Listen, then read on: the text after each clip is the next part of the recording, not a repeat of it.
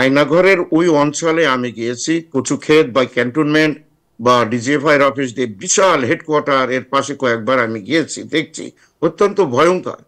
এই রাস্তা দিয়ে যেতে আমার ভয় করছিল যে কি অবস্থাটা কি। এরপরেই শুরু হয় কচুক্ষেত, এই অঞ্চলগুলো ক্যান্টনমেন্টের সাথে লাগানো, ভয়ঙ্কর এরিয়াটাই ভয়ঙ্কর একটা বিশৃঙ্খল, মানে দেখলে এটা ইয়ে। সেখানে আপনি দেখেন, স্যার তো অনেক আগেই যেতে চেয়েছিলেন এখানে, ডক্টর ইউনূস সাহেব, কিন্তু তাকে বাধা দিয়েছিল একটা গোষ্ঠী দিয়ে। এই যে কথাটা আপনি বললেন যে তার আলামত নষ্ট করা হয়েছে, আপনি দেখেন ক্লিয়ার দেখা যাচ্ছে ছবিতে যে রং করা হয়েছে নতুন। কিছু কিছু অঞ্চল রয়ে গেছে এখনো সাজানো গোছানো রয়ে গেছে, কিন্তু পেইন্ট করা হয়েছে, fresh paint you can see. তো এই ভাব করার পরও স্যার যখন গেছেন এবং তার সাথে যারা সাংবাদিক ছিল, এটা অত্যন্ত ভীতিকর অবস্থা। এটা অনলি কারণ উনি থাকবেন 2040-41 সাল পর্যন্ত। তার যে প্ল্যান, তার যে ডিক্টেটোরিয়াল, তার যে ফ্যাসিস্ট রিজিম, সেটা তিনি কায়েম করতেছিলেন। এই কারণেই তিনি সমস্ত আলামত নিজেই নষ্ট করে গেছেন। আপনি দেখেন 32 নম্বর ধানমন্ডিতে আপনি কিভাবে 3 তলা পর্যন্ত গাড়ি নিয়ে যান। আপনি দিনকালের যে রিপোর্ট আমি দেখেছি, অত্যন্ত ভয়ঙ্কর অবস্থা। যে এই ঘরটা না ভাঙলে আপনি বুঝতে পারতেন না যেখানে বাচ্চাদের চুল রয়েছে, ড্রেস রয়েছে, জুতো রয়েছে, জামা রয়েছে। আমরা কল্পনা করতে পারিনি এক পুরো মুনাফেকের ভিতরে আমরা বসবাস করছি, আর কেউ তো প্রতিবাদ করেনি। আমার ধারণা ছিল কচুক্ষেত এলাকা দেখে এখানে একটা রাজনৈতিক দল যখন 2 বছর আগে এই কচুক্ষেত নিয়ে আপনার ইউরোপ থেকে তসনিম খলিল সহ আরো অন্যান্যরা যখন এই রিপোর্টটা বের হলো, সিঙ্গেল বাংলাদেশের কোন রাজনৈতিক দল এই এলাকাটা কর্ডন করিনি, ওই এলাকায় একটা মানববন্ধন করিনি। What a nonsense thing they are asking now. আমি, স্যার নিজেই বলেছেন, আপনি শুনেছেন তাহের ভাই, যে প্রায় 700 আয়নাঘর রয়েছে।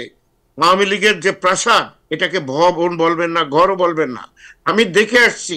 আপনারা যান দেখেন, এগুলো রাজ পরিবার আর কাহাকে বলেন, প্রাসাদ ভবন, এর নিচেই সব জায়গায় স্যার যেটা বলেছে 100% কারেক্ট। 600-700 আয়নাঘর এইভাবে লুকিয়ে রয়েছে। মানুষকে এইভাবে কষ্ট দেওয়া, এই কষ্টের ফলে যে মানুষগুলো কাঁদছে, তাদের বিবেক হয়তো আমরা শুনতে পারিনি, কান্না আর্তনাদ শুনিনি, বাচ্চার মৃতদেহ আমরা হয়তো এইভাবে দেখতে পাবো না। সে মাকে নিয়ে গেছে, চিরকালের মতো ফরিয়াদ করেছে যে তুই জাহান্নামে যা, এই দেশে যেন তোর কোনো কবর না হয়। আমি আয়না ঘরে হয়তো আমি মরলাম, কিন্তু তবুও আমি এদেশে আমার কবর হলো, তোর জন্য এদেশে কবর হয় না। এই অভিশাপে এই বদমায়েশ এই মহিলা তার পরিবারের আসছে, আরো আসবে, আপনি কিচ্ছু দেখেননি। এই চলমান, আপনি যদি ফ্রেঞ্চ রেভলিউশন দেখেন, বাস্তিল দুর্গের পতন হয়েছিল 1789, কমপক্ষে 30 বছর ধরে এই আন্দোলন চলছিল। আমার ভয় হচ্ছে, এবং আমি তাই দেখতে পাচ্ছি যে যারা বর্তমান রাজনীতি করে তারা চাচ্ছে in the name of democracy, in the name of election, সমস্ত আওয়ামী লীগের আলামতকে, যে কথা আপনি বলছেন চিরকালের মতো এটা মুছে ফেলা। এটা ডক্টর ইউনূস সাহেব বুঝতে পেরেছেন, তার ক্যাবিনেট এটা বুঝছেন, এবং যারা জ্ঞানী লোক তারা জানে এই আলামতকে নষ্ট করার জন্য তিনি এইসব বক্তৃতা দিয়েছেন। ডক্টর ইউনূস সাহেব প্রথমেই বলেছিলেন মোদিকে যে তুমি তাকে সামাল দাও, সে ওখানে রেখেছে, আমরা চেষ্টা করব তাকে নিয়ে আসতে, যদি আমরা না পারি সেটা আলাদা, কিন্তু তার মুখটা সামাল দাও। ওনারা ডক্টর ইউনূস সাহেবের কথা শোনেননি, তাকে বারবার তারা হুমকি দিচ্ছে এই দেশের মানুষের বিরুদ্ধে। যতবার তিনি দিয়েছেন, এবার ঘর পড়েছে, যতবার তিনি দিবেন এই ধরনের বক্তব্য, ততবার কারো না কারো আওয়ামী লীগের ওই নেতৃস্থানীয় লোকদের পড়বে। আমি একটা বলি, আমার এক সময়কে নেতা ছিলেন তুফাইল ভাই। তুফাইল ভাইয়ের কি পেশা আপনি দেখেন, আমির হোসেন আমুর কি পেশা ছিল।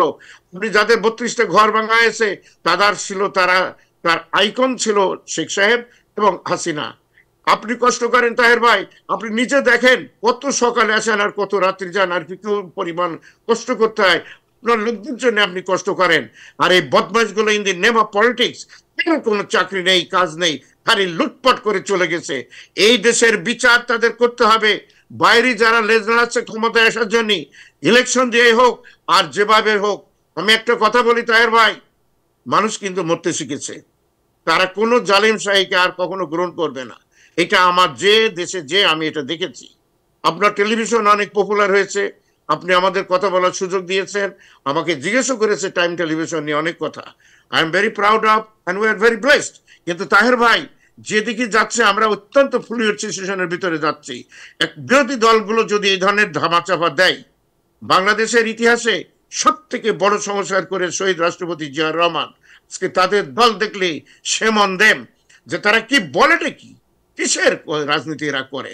I can not believe it যে সমস্ত আলামত তারা এখন পর্যন্ত, তাদের তো ঘেরাও করা উচিত ছিল। তাহের ভাই, এই 5ই আগস্টের এই ঘটনা যদি না হতো, আরে 2 বছর আগে আয়না ঘর দেওয়া হয়েছে, আপনি 2 বছর ধরে একদিন তার প্রতিবাদ করতে পারলেন না, একদিন এই জায়গায় কেউ গেল না, 10জন মানববন্ধন করলো না, সমস্ত ইন্ডিকেশন। তাহের ভাই, আমি দেখে আসছি রেল লাইন, যেখানে কয়েদিরা বলেছে যে আমরা বাথরুমে যে রেল লাইনের শব্দ, আমি রেল লাইনটা দেখেছি, তারা দেখেছে আজানের শব্দ, মসজিদটা আমি দেখেছি। তাহের ভাই, অত্যন্ত ভয়ঙ্কর।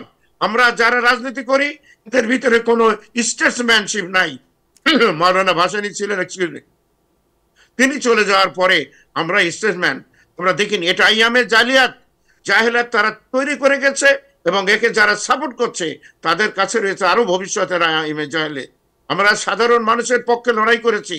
তাহের ভাই, আমি আগেও বলেছি যে অত্যন্ত অল্প বয়স স্বাধীনতা যুদ্ধে আমি একটু অস্ত্র ধরেছি, আমার একটু অংশগ্রহণ আছে, কারণ তখনও সহি মানুষের সপক্ষে, সত্যের সপক্ষে লড়াই করেছি।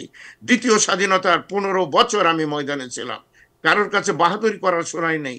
মুক্তিযোদ্ধা নিয়ে কথা আসছে, অনেক কিছু 2 নম্বর মাল রয়েছে, এই সমস্ত মালগুলোর কথা আপনি ধরেন, অসুবিধা নেই, নেতৃত্ব নিয়ে প্রশ্ন ওঠে। কিন্তু আমরা যে স্বাধীনতার চেতনা আমরা 71 সালে যেটা পাইনি, আমরা এখনো সেটা হারাতে আমরা চাইনি। আমাদের এই দেশকে সুষ্ঠু সুন্দর করতে হবে। বাংলাদেশের মানুষ খুবই ভালো মানুষ, ফর দি বেস্ট। আমরা আশা করব ডক্টর মোহাম্মদ ইউনূসের নেতৃত্বে, তিনি যে বড় বড় কথা বলেছেন, আজকে এত বড় কথা বলেছেন যে আইয়ামে জাহেলিয়াত, যে জাহেলিয়াত তৈরি করে গেছে, এর বিরুদ্ধে আমাদের লড়াই চলছে এবং চলবে। Thank you so much.